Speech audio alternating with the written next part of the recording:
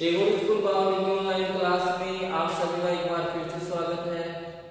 सभी स्टूडेंट को good morning. आज हमारा नेक्स्ट डे हो चुका है। तो आज जो मैंने आपको कल में करवाई थी तेरी प्रश्नावली में पहली पर में क्या थी कि त्रिज्या है वो स्पर्श रेखा पर लंब होती है। त्रिज्या क्या होती है? स्पर्श रेखा पर लंब होती है, यानी त्रिज्या स्पर्श रेखा पर 90 डिग्री का कोण बनाती है। दूसरी पर में हमने क्या पढ़ी? बाह्य बिंदु से खींची गई स्पर्श रेखा की लंबाई समान होती है। तो ये हमें ध्यान भी रखना है।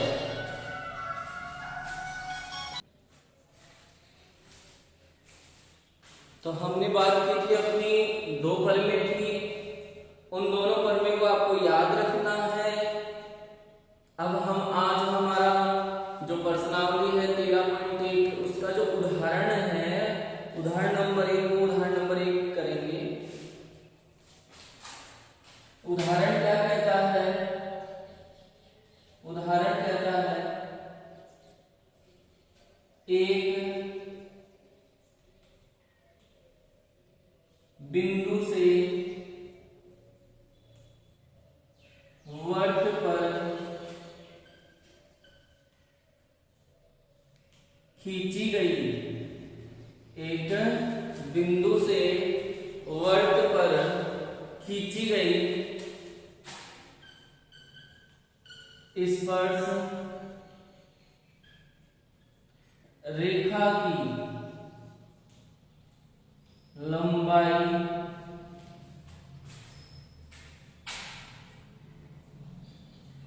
ज्ञात कीजिए। इसने कहा है कि एक बिंदु से खींची गई स्पर्श रेखा की लंबाई ज्ञात कीजिए, जबकि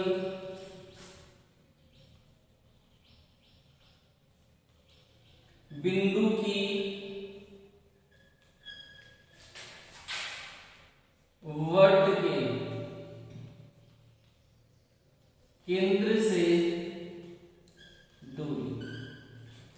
देखो जो बिंदु है उस बिंदु की केंद्र से दूरी दे रखी है। पहली बात तो यहाँ क्या पूछी है? स्पर्श रेखा की लंबाई। क्या पूछी है बेटा? स्पर्श रेखा की लंबाई पूछी है। और कभी भी यदि लंबाई आपसे पूछे तो इसका मतलब स्पर्श रेखा कहां से खींची जा रही है? बाहर वाले बिंदु से खींची जा रही है। तो केंद्र से दूरी कितनी है? 13 सेंटीमीटर हो तथा त्रिज्या 5 सेंटीमीटर हो।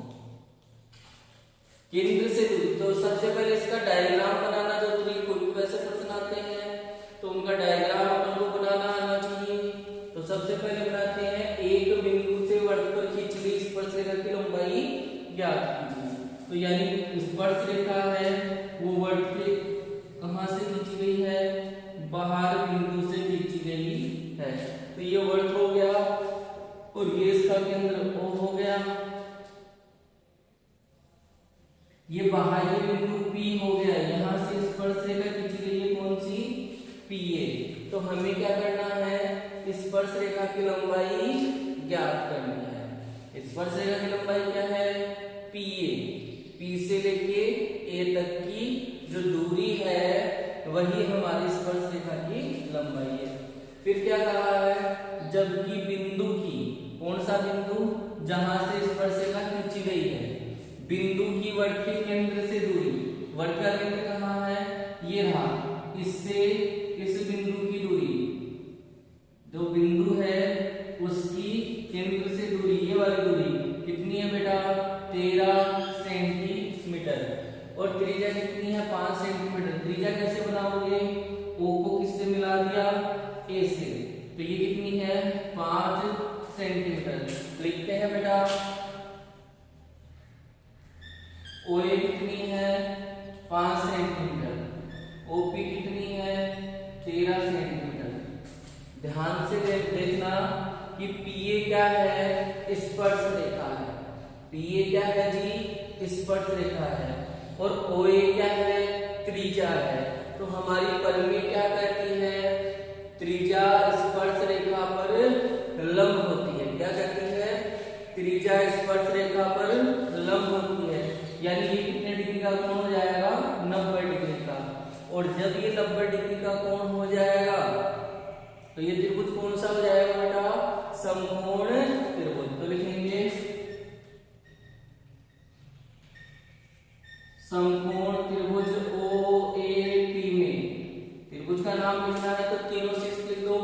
90 वाला है उसको बीच में रख लो।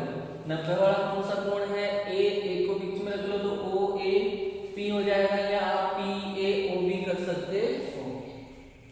क्या लगाएंगे बेटा इसमें, पाइथागोरस प्रमेय। 9th क्लास में पढ़ चुके हो, 8th क्लास में पढ़ी हुई है ये आपकी पाइथागोरस प्रमेय या बोधायन प्रमेय।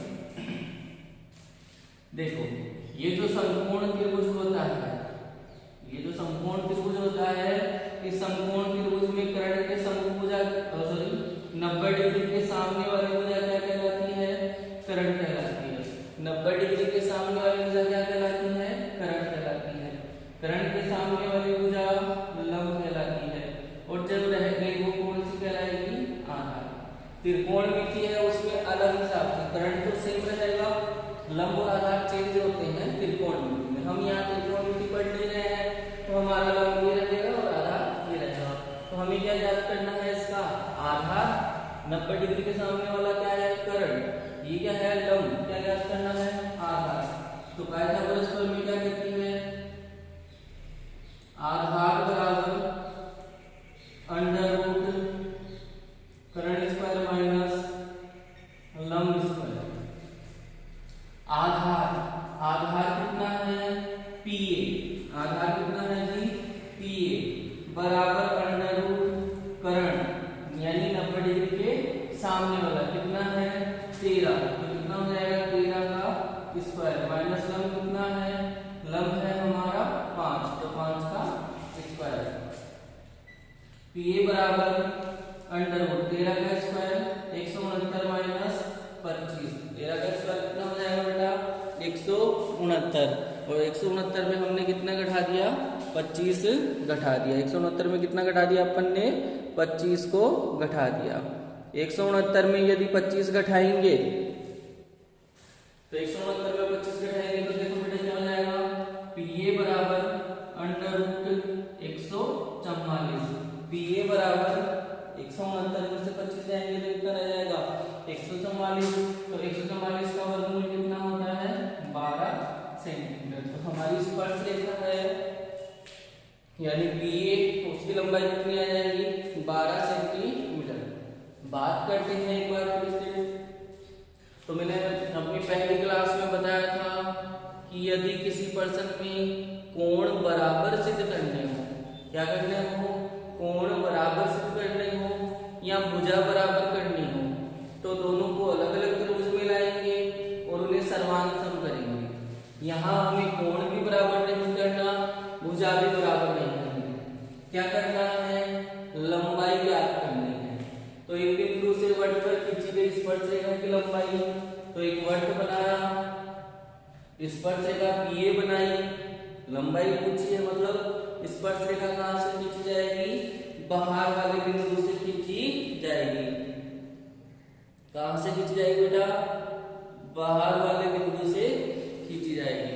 तो अपन ने पीए स्पर्श रेखा खींची, जबकि बिंदु की, बिंदु यानी जहां से स्पर्श रेखा खींची जा रही है, यानी पी की वृत्त के केंद्र से दूरी 13 सेंटीमीटर है, तो पी की ओर से दूरी कितनी है, 13, और त्रिज्या कितनी है, 5। तो मैंने लिखा ओए बराबर 5 सेंटीमीटर और ओपी बराबर 13 सेंटीमीटर। यहाँ ये क्या है, ओए त्रिज्या है। क्यों, त्रिज्या क्या होती है, केंद्र से परिधि के मध्य की दूरी। तो ये केंद्र से परिधि के बीच की दूरी है, ये क्या हो गई, त्रिज्या।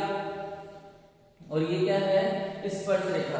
तो हम क्या जानते हैं, त्रिज्या स्पर्श रेखा पर लंब होती है। तो ये त्रिभुज कौन सा हो जाएगा, समकोण त्रिभुज। और यदि समकोण त्रिभुज है तो उसमें अपन बोधायन प्रमेय या पाइथागोरस प्रमेय का प्रयोग कर सकते हैं। तो पाइथागोरस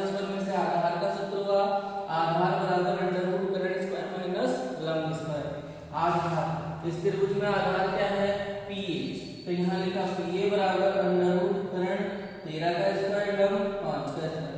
13 का स्क्वायर कितना हुआ 169, 5 का स्क्वायर 25, 169 में 25 गए तो कितना हो गया 144, और 144 किसका वर्गमूल होता है 12 का वर्गमूल होता है। तो पी ए मतलब हमारी स्पर्श रेखा ये है।